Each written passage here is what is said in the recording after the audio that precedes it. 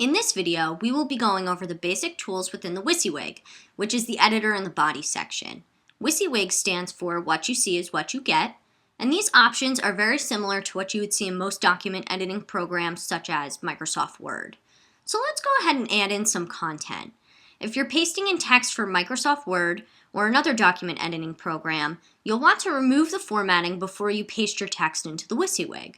You'll see that there are some general cut, copy, and paste options, but we're going to want to go ahead and use the paste from Microsoft Word option to ensure that all of the formatting is removed and the text is picking up the predefined styles of your website. So let's go ahead and click on that icon. I already have some text copied, so I'm going to go ahead and paste it in and click Insert.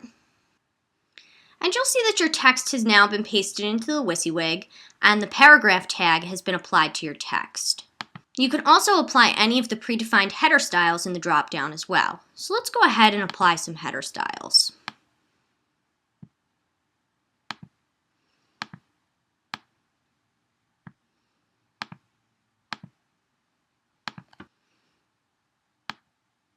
You can also bold, italicize, and underline text. You can left, center, or right align your text. We generally suggest, though, that you leave it left aligned as that is the easiest for the viewer to read. You can also create bulleted or numbered lists.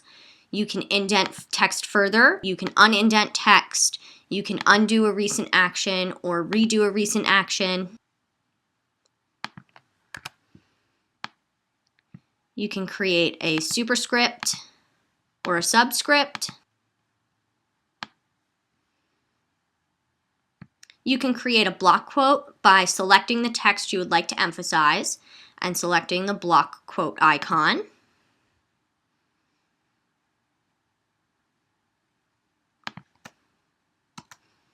You can add a horizontal rule to separate content. And also, as I mentioned earlier, there are general cut, copy, and paste tools for you to use.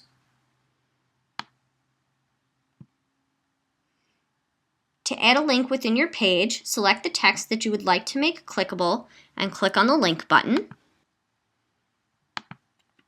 You can now add the URL that you would like to link to into the link field. If you are linking to an internal page, you only have to add the slash and what comes after it. So for this, we can remove everything that comes before the slash. We'll also want to set our target. And for this, because it's an internal link, we're going to want it to open in the same window. If you're linking to an outside website, you should select the Open in a New Window option to ensure that you're not steering the viewers away from your site. Once you've added your URL and set your target, go ahead and click on Insert. You don't need to worry about the title or class fields. You can also create anchor links. For example, if you have a page with a lot of content on it, you may want to create a back to top link. To do this, you select where you would like the anchor in your text. So let's select at the top here and click on the anchor icon. And let's create a name for our anchor. Let's call it Top. And click Insert. And you should now see an anchor icon within your text. You can then add your link at the bottom of the page.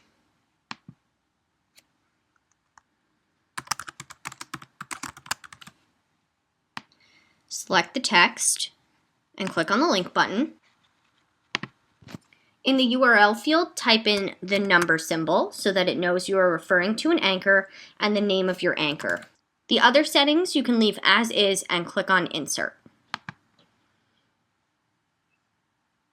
You will now see that your text has been linked to your anchor. You can also add a table by clicking on the table icon. When adding a table, you should select how many columns and how many rows you would like.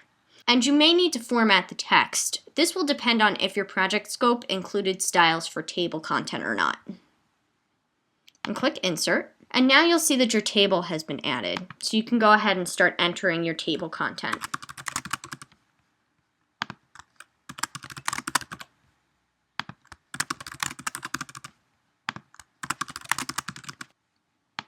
Now that you have your content looking the way that you'd like, make sure that you have a title filled in. I'm going to call this test page. And now you're ready to preview your content.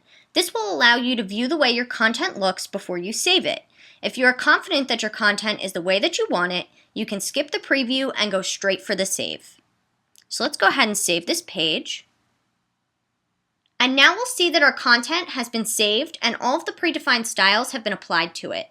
So we'll see that we have our headers here, we have our table, we have our block quote, we have our list, and you can see that your links are clickable.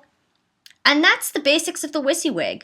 Be sure to check out our other tutorials to learn more about your Drupal content management system.